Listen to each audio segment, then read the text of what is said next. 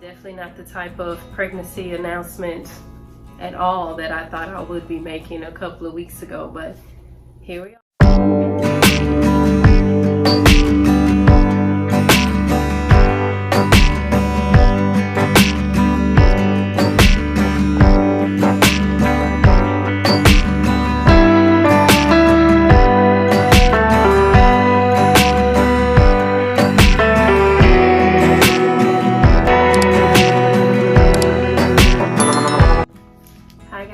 Welcome back to our channel. If you guys are new here, I'm Brittany. I'm the wife and mom here at ScottsFAM TV. And I know it looks different today in my background. This is Bean's room. He's not here today, so I'm going to utilize his space. But anywho, guys, in all honesty, I have wrestled back and forth and prayed a lot just to decide if I even want to make this video. It's definitely not the type of pregnancy announcement at all that I thought I would be making a couple of weeks ago, but here we are. God makes no mistakes, but here we are. As you guys can tell by the title, this is my miscarriage story, early miscarriage story. And honestly, I'm doing this video as a healing, to release this.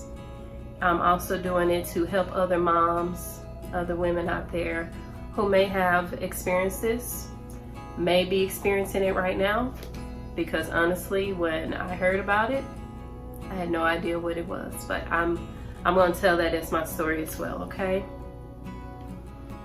Adrian is my husband. Adrian and I found out that we were expecting our second bundle of joy, Beans, little sibling. We found out early May, and I immediately told Adrian the day of, because I was just excited. We had been praying and talking about having a second one. I'm like, oh my God, it's already happening. Oh my gosh.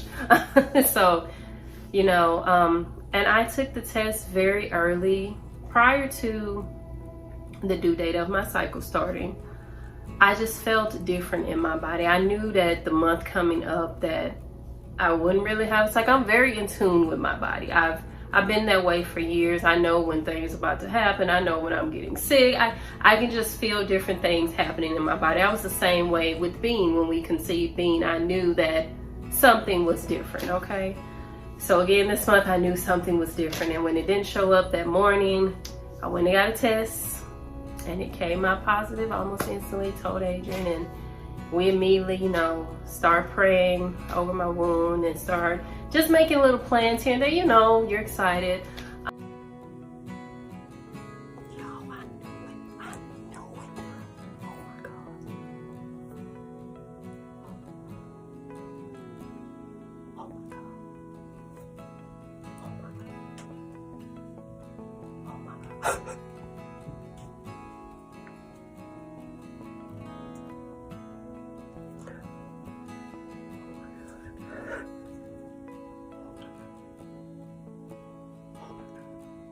So today is May the 4th.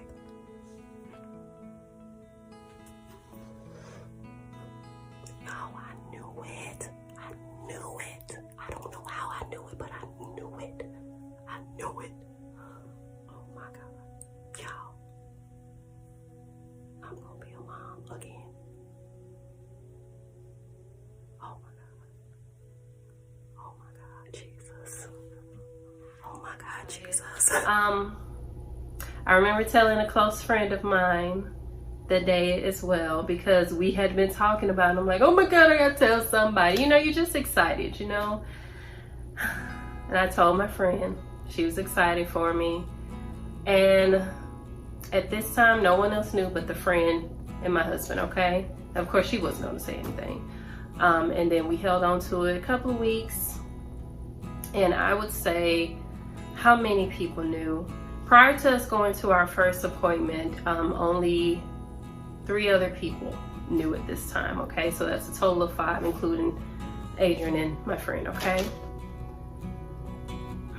I remember at about 6 weeks, when I was 6 weeks at the time, and I called my doctor's office And they said, okay, we're gonna set you up for your first appointment at my doctor's office here. They set you up for your confirmation appointment, is what they call it, at 8 weeks, when you're 8 weeks far along, okay? So the only appointment that the nurse saw at the time was gonna be on June 14th. You guys remember that date, June 14th, okay?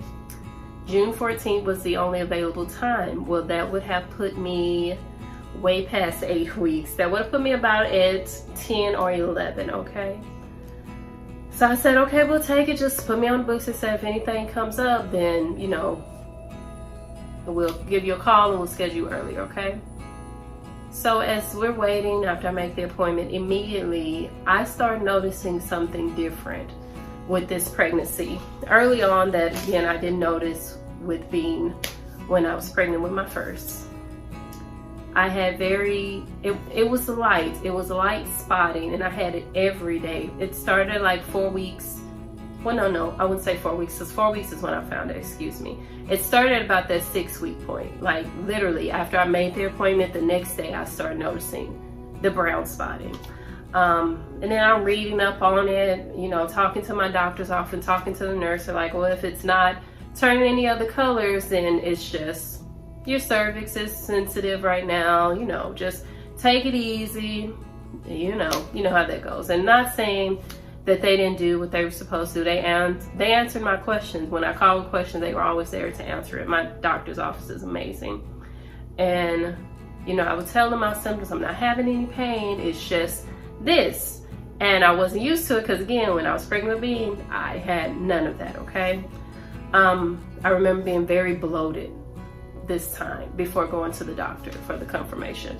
So I had the light brown spotting, very bloated, very, very fatigued. So much fatigue. I was just tired all the time, guys. It was hard for me to wake up, go do my workouts, to just walk around, and I was just tired, guys. But, you know, I thought, okay, this is just part of this pregnancy. Every pregnancy is different. We're just gonna keep going with the flow.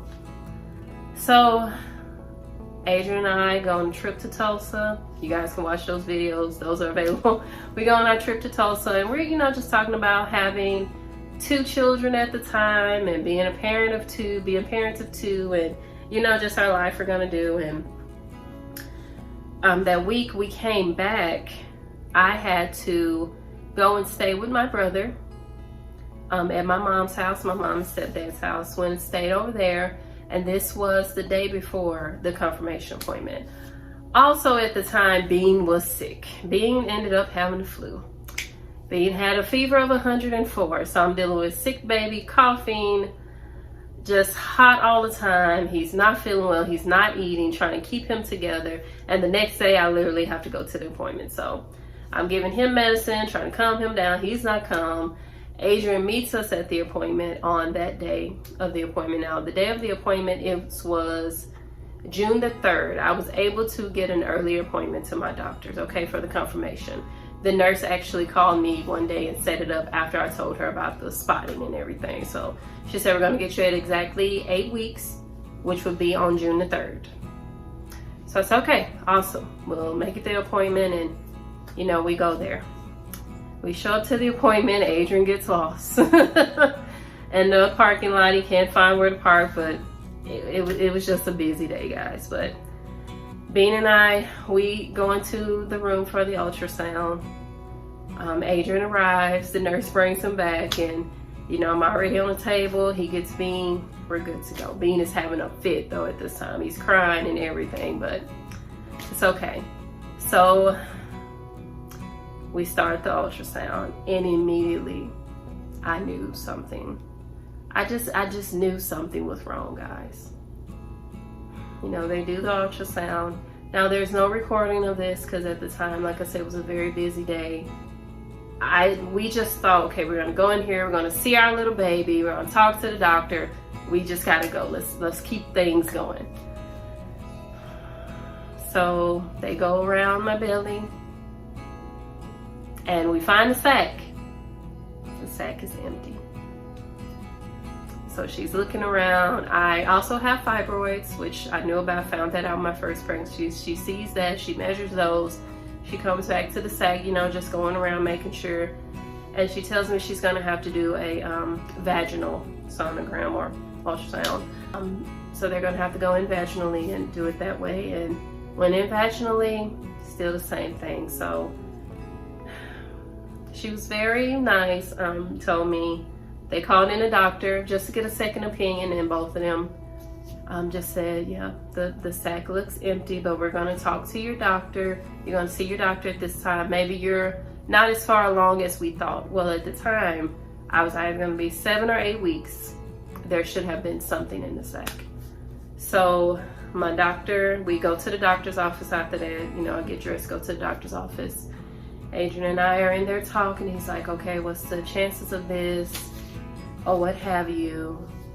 I'm like, I don't know, honey. So we're just gonna be positive, we're gonna pray about it. But I remember, guys, the day before the appointment, this is so weird, okay?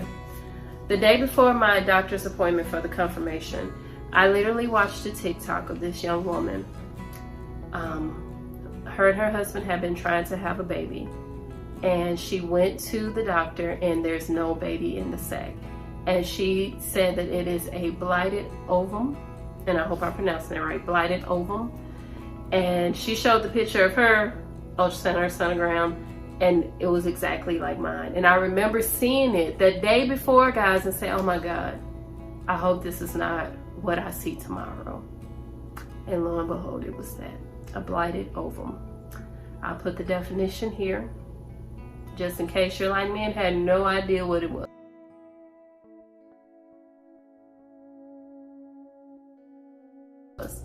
So my doctor comes in, she talks to us, and she's like, okay, we're gonna be positive, the baby could form, but the only way to know for sure is that we're gonna have to send you down for blood work. My doctor also said that her first, when her and her husband conceived the first time, that it was the same thing with her, and she knew, because she was a resident at the time going through her residency, she knew what it was. It's an empty sac.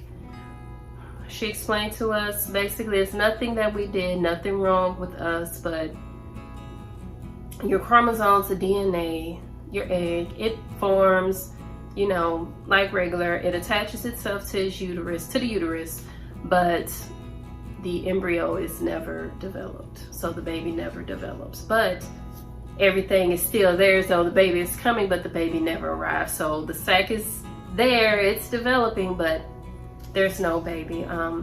So she told us, after you get your blood work, we're gonna check your HCG levels, which is the hormone that detects pregnancy in your body, of course. She said, we'll test those levels and we'll see what they are today. Come back in the next 2 days, which have been a Monday, and we'll see where they're at. So they were at this level on Friday. By that Monday I came back, guys, it had dropped significantly.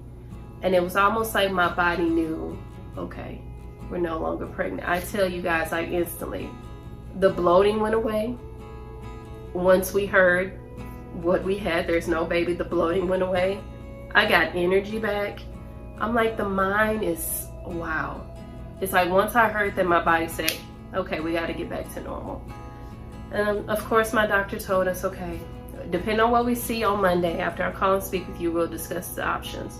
The options would be, your body will naturally have the miscarriage, because this is classified as a early miscarriage. Like I said, 7 or 8 weeks I was at that time. There's no baby, but everything to have the baby ready and developing, your body is literally there. But there's no baby, so your body still has to get that out, you know. And she said your body can naturally do it. You have that option. We can give you the pill to have the miscarriage, which is the DNC, and your body will do it after you take the pill. Within a couple of days, it'll remove everything. It will start the contractions like you're going into labor, basically. Or you can choose to have the DNC surgically.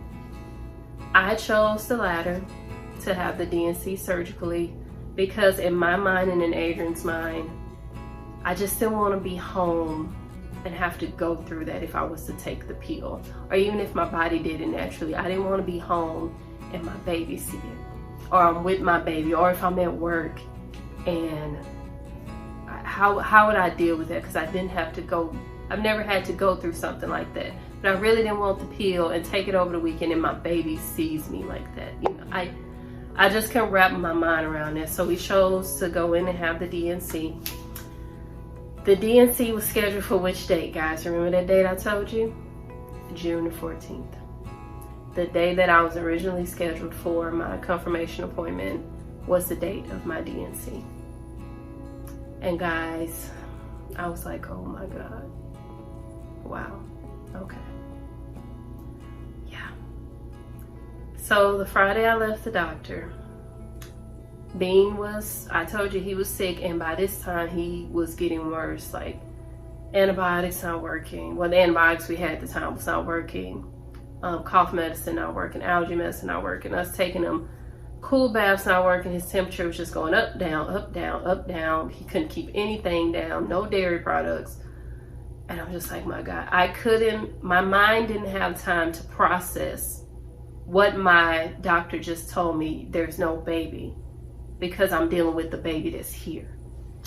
And oh my gosh, Friday was hard, Saturday was hard. Sunday we were at church, and I remember I sang in the choir at church, and I remember being in the choir stand just crying. I'm crying. Every time someone says a prayer, every time we stand, I'm crying. We're singing, I'm crying. And after church, my friend at church, my good friend, asked me, how's everything going? You know. And once the words left my mouth of what my doctor said, I broke down. And that was the first time that I was able to break down. I'm trying not to cry right now, because I remember that strong release I had. It's like I started crying and I couldn't stop crying. It just all came out. And I remember telling her, it's just hard because the baby is sick. I can't just abandon him because I'm feeling bad. But I haven't had time. I didn't have time to grieve until right then. Right after church, when she asked me, and I told her, when the words escaped my mouth, although Adrian and I had talked about it, and you know, he's continuously asking me, are you okay? Do you need something? Like, what can I do? Let's pray about it. Although he's saying these things, I'm like, okay, we'll make it through. We'll make it through, because I'm thinking about Bean at the time, but I'm not thinking about this hurts. Like, this is still a loss. It's still a loss, because you're anticipating a baby and you're thinking the baby will start growing and you're ready to see the baby bump, and you know, just enjoy it with your husband, enjoy it with your family, and it's not going to come. But on that Sunday I had time to grieve, and after I had that cry and Bean and I left, and I was just able to just take a deep breath, and I took Bean to the doctor the next day, and to his doctor. He was able to get his antibiotics and start feeling better. And you know, we had to prepare ourselves to go and have this D&C, this surgery, because we just wanted to move past this. So we had the D&C. Bean stayed with his grandmother, his nana, for about 3 days. She agreed to keep him, and you know, just so I can come home and be okay. And I remember us going in, Adrian and I, and they gave me the medication for them to put the breathing tube down my neck, because I was going to have to go under an anesthesia. And just talking to the anesthesiologist, talking to my doctor when she comes in, she's telling us about the surgery, how it's going to go. And at the time I'm like, okay, let's just go. And in my mind I was like, let's just go and get it over with. I don't know what to expect, but let's go and get it over with. Everything was done, you know, vaginally, no cutting, because I had a cesarean with Bean. I had to have an emergency cesarean. So only thing I didn't want is I just didn't want to get cut again, because I just don't want to go through that again at this time. I think that would have made the grieving process even worse, but everything was done that way. They knocked me out. I remember going to the operating room and Adrian said, if they do something wrong, I'm kicking down the door. I was like, hush. But we had amazing nurses, amazing people there to help us out. And I remember going to the operating room, and he's like, I'm going to put your oxygen on and count to 3. I made it to 1, and I was out. And I remember telling Adrian, I came to the time when you go out. Oh my God, when you're under and you go out, from time you wake up, it's like time doesn't exist in that time span. Because to me, it's like I went to sleep and I woke up and there's Adrian. And I was like, is it done? I'm slurring my words. I'm asking about Bean, where's my baby? He's like, yeah, it's done. My doctor's like, yeah, it's done. And they're like, are you okay? What's going on? It's like time didn't exist. But in that time, what I had inside, what should have been a baby, was removed. And my body had to go through the healing process. I would say any woman that goes through this unfortunate event, going to the doctor and seeing your sac there and expecting to see the baby and you don't see anything, I pray that you guys have the support that I had, that you have someone to talk to, that you have someone to allow you to grieve on their shoulder, someone to just scream at or yell at, you know, just let it out. I pray that you guys have that. I pray that you have the time to just process what goes on, because yes, there wasn't a baby that was formed, but there was an egg that was there that was going to be your baby, and it's still a loss. I think people believe that, oh, well, it's an empty sac, there's no baby, why did you even have to have the D&C? Because what was meant to be the baby was still inside of us. We have to remove that in some way. Again, it's not talked about a lot by women. Women usually don't speak that they're pregnant until a certain time because of the fear of miscarriage, and you don't expect it to have. I don't think any woman who's had a miscarriage expected to have a miscarriage, especially when you already have a healthy baby at home. You don't expect, oh, we had a miscarriage. But it can happen to anyone, and I believe that the biggest thing we can do as women is just support each other, love on each other, let each other know that it's going to be okay, and allow them to grieve. Allow us to grieve for the loss of our child. If this pregnancy would have gone through as planned, we would have had a healthy baby. We're praying for a girl in January of next year, you know. And you think about that now, and it's like, okay, we're changing some things, and now life has changed again, but we truly believe that God allows all things to happen for a reason, and I know He has other things in store for us. And yes, we still want to grow our family. We're not giving up on that. We're just going to trust God that when it's time, it shall come. So that's where we're at right now. After having the D&C, as far as my body felt kind of numb. I felt okay.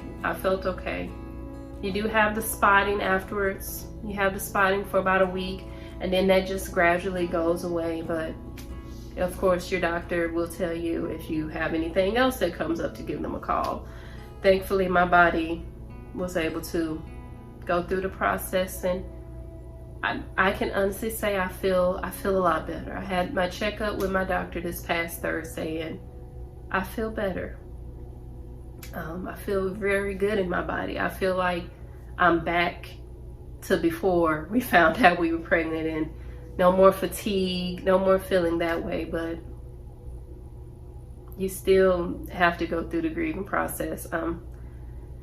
I was out of work for a good 3 days, and then I went back and had to take the rest of the day because I was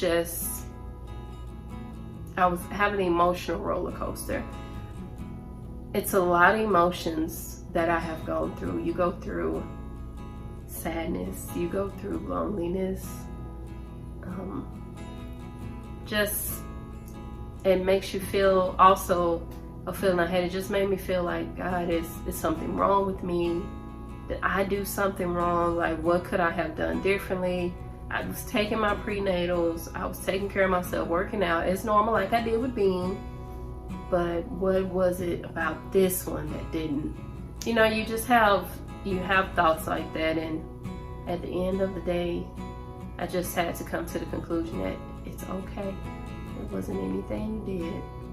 This is just part of your story at this time. It's part of your story, and you're gonna make it past this. You're gonna make it past this. And every day, I believe I've gotten a lot stronger. I found things to be happy about. I found my peace and the joy and just life in general. And I'm so thankful to have a husband that continuously said, whatever happens, I'm here with you. And he has been right there with me, even while I was talking crazy, getting out of that anesthesia. He was right there when I woke up. He was holding my hand, and yeah. I'm thankful to have someone there. I'm thankful for my mom. I'm thankful for the doctors. I'm thankful for the nurses. You know, just continuously checking on you, continuously being there and just asking if you're okay. And I would say for anyone who has a loved one that goes through this, if you don't understand it, just ask questions. Don't assume, just ask questions. Just ask questions, because sometimes people they just need you to understand and not say, oh, well, it wasn't this, it wasn't that, it wasn't a baby. You shouldn't feel sad because it really wasn't a baby. Or say things like, well, at least you got another healthy baby at home. But I wanted that baby. That was still my baby. Made with love. It still was my baby, gonna be my baby. Be sensitive, or just be quiet. Sometimes we need to do that as well, but that's a different story. I won't get on that, okay? But overall, just going through the process. I'm looking down at my notes, guys, making sure I hit on everything. Yeah, just going through the process. It's been very emotional, but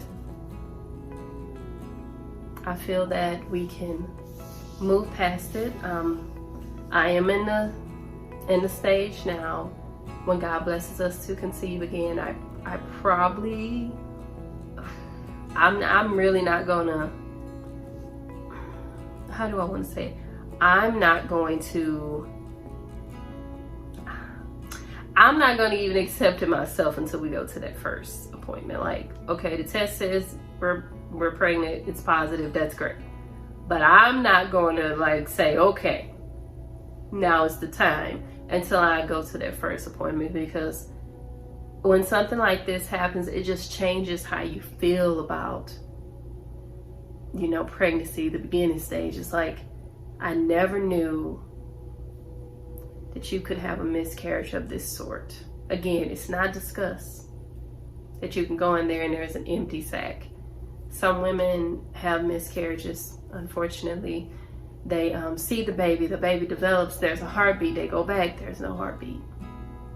So either way, it's hurting, it's hurtful, it's emotional, but you can make it through it. And here today I am, almost at the end of June, telling this story. And I'm just grateful to be here, because it could have been a different story. Anything could have happened, you know. I always try to look at the bright side of things. I'm just grateful to be here. I'm grateful to still be in good health. I'm grateful for my husband. I'm grateful for my being. And I just look forward to what God has in store for us for the future. I look forward to it. I pray that this video helps someone. Just know that you can make it through it, okay? And don't be upset if you see your friends, you know, posting their baby pictures or posting their belly bumps or telling their story of how the baby's growing. And don't be upset when you see that. Just continue to congratulate them, celebrate them, and just know your time will come. Your time will come. It'll come for the first time, it'll come again in my instance, but the time will come when it's time, and it's going to be your time, and the baby's going to be healthy. The baby's going to flourish. You're going to have a healthy pregnancy, and you're going to have a healthy childbirth. And all will be well, okay? In Jesus' name. Everything's gonna be okay. I would like to continue this discussion. If you guys have any questions, please feel free to comment below. Any questions or encouraging words, anything, let's talk about it. Let's talk about it more in our communities, guys. And I would like to do a session with friends of mine who may have gone through this. So I pray that this video helps someone, and we'll talk to you guys later. Again, I'm Brittany, and that's my story. I don't even know. That's my story, guys. Please be blessed. Please love on your loved ones always. And remember, God loves you, and we love you guys too. Talk to you soon.